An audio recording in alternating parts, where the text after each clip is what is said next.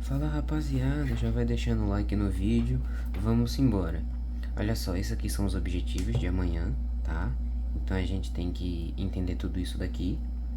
E vamos pro primeiro slide. O primeiro slide, ele faz meio que um apanhado geral da anatomia, né, do sistema respiratório e como que essa anatomia vai ser a base para a gente entender a fisiologia do sistema respiratório, certo?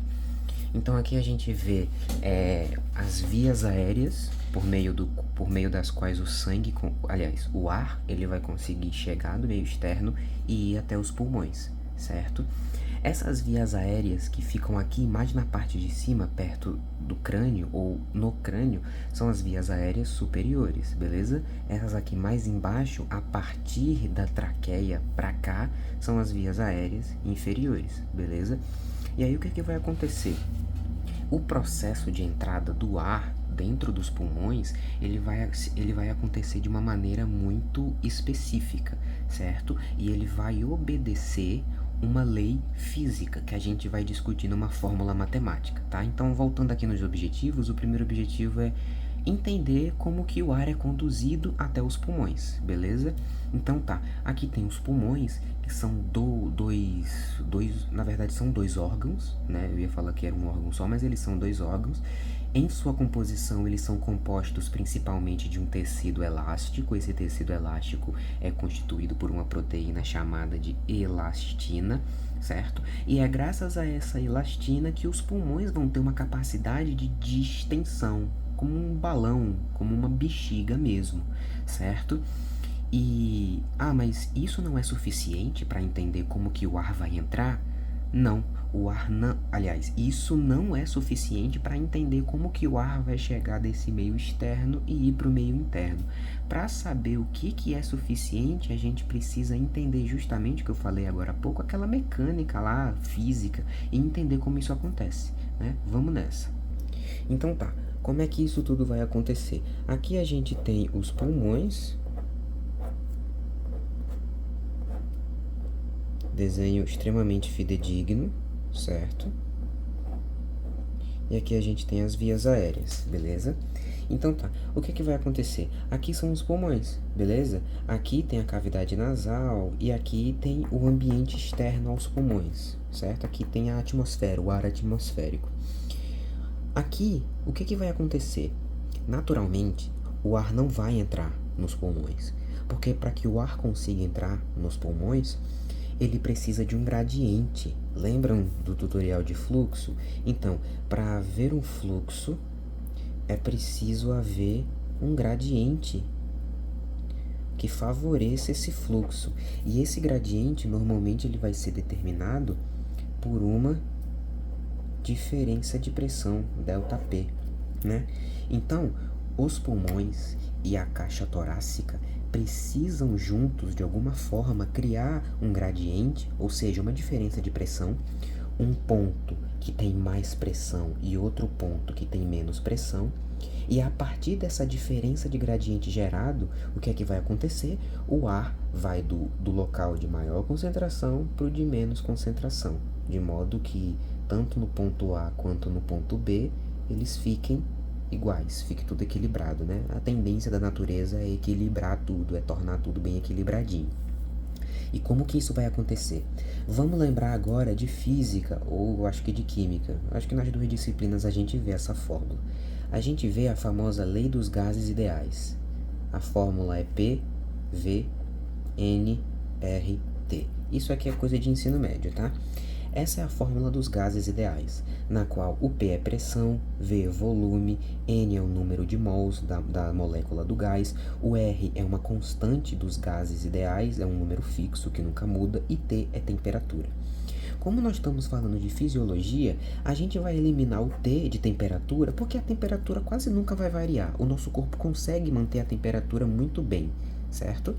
Então, o que vai acontecer é que uma vez que a gente não considera a temperatura, a gente não considera também essa constante. Já que ela nunca muda, a gente elimina ela da equação. O número de mols a gente também vai eliminar, porque o gás sempre vão ser só dois, oxigênio ou CO2, nunca vai mudar muito. Legal, a gente eliminou 3 itens da nossa fórmula, só ficamos com 2, pressão e volume. Vamos fazer o seguinte, vamos pegar esse volume aqui, que está multiplicando, e vamos passar para o outro lado da igualdade dividindo. Então vai ficar P é igual a 1 dividido por V. O que foi que nós fizemos? Eita de acho. Fizemos uma releitura da fórmula dos gases ideais. E o que é que essa fórmula matematicamente nos expressa? Ela diz que, já que o volume aqui embaixo ele está inversamente proporcional à pressão, o que é que ela sinaliza para a gente? Sinaliza que quanto maior for o volume de um recipiente, os gases, ou o líquido, né? Porque essa lei aqui também, essa lei vale para fluidos. E o gás e líquido, ambos são fluidos, são matéria fluida. Né? Então, voltando.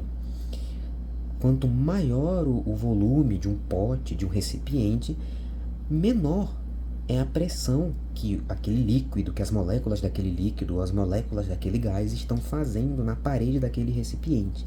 Tá? Então, pensa em um becker aí, sei lá, aqui tudo eu tenho 100 ml e ele está vazio. Aqui, como ele está vazio, não tem líquido, né? Tem ar aqui dentro, então tem moléculas de ar aqui. E essas moléculas de ar estão fazendo uma pressão X, elas estão fazendo uma pressão X dentro desse recipiente. Já se eu pegar, por exemplo, um êmbolo aqui, um pistão, e meio que pressionar ele como quando a gente tampa a saída da seringa e fica empurrando o êmbolo, eu diminuo esse volume aqui, ó. Aí vai sobrar só isso aqui. As moléculas de gás vão ficar todas aqui juntinhas, uma se batendo na outra, se batendo. E isso aumenta, eleva a pressão. É tanto até que se você fizer isso na seringa, né, tampar a saída da seringa e apertar o êmbolo, vai ficar até meio quente ali, né, porque você diminuiu o volume e aumenta as colisões entre as moléculas dos gases. Logo, menor o volume, maior a pressão. Entendem? Isso aqui é importante para entender como que os pulmões vão fazer o ar entrar, porque é para isso que vai existir os músculos respiratórios. Olhem só aqui, ao longo da caixa torácica e ao redor da caixa torácica, a gente vê esses negócios em vermelho aqui, que são músculos, obviamente. Ah, tá aqui a fórmula, e aqui foi o que eu acabei de demonstrar. Ok? E esses músculos estão bem aderidos ali às costelas e à caixa torácica, porque quando eles se contraírem, olha só o que vai acontecer. Quando eles se contraírem, eles vão acabar puxando os pulmões para os lados e para baixo. E quando eles fazem isso, olha o que acontece. Calma, eu vou dar um zoomzinho. O volume aumenta, né? Quando eles fazem isso, o volume vai aumentar. Então eles estão puxando, calma aí, vamos voltar para o papel. Então eles estão puxando os pulmões em direção para fora, né? Nessa direção, vamos dizer assim.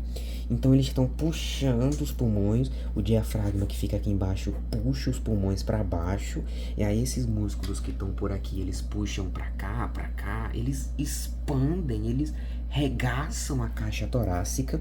Porque fazendo isso, eles fazem o que com o volume? Eles aumentam o volume da caixa torácica. E aumentando o volume da caixa torácica, segundo essa fórmula, eu diminuo a pressão aqui no ambiente pulmonar.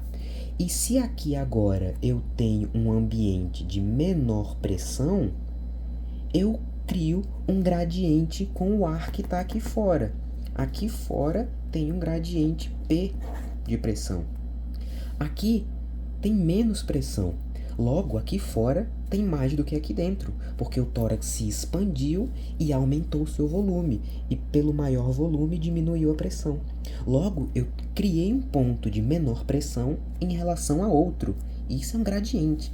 Daí, eu finalmente faço o ar vir de lá e conseguir entrar nos meus pulmões. Então, para que o ar consiga entrar nos pulmões, o volume pulmonar precisa sofrer essa alteração. Por isso que a caixa torácica ela tem tantos músculos aqui em volta, porque esses músculos se contraem para gerar justamente esse gradiente de pressão.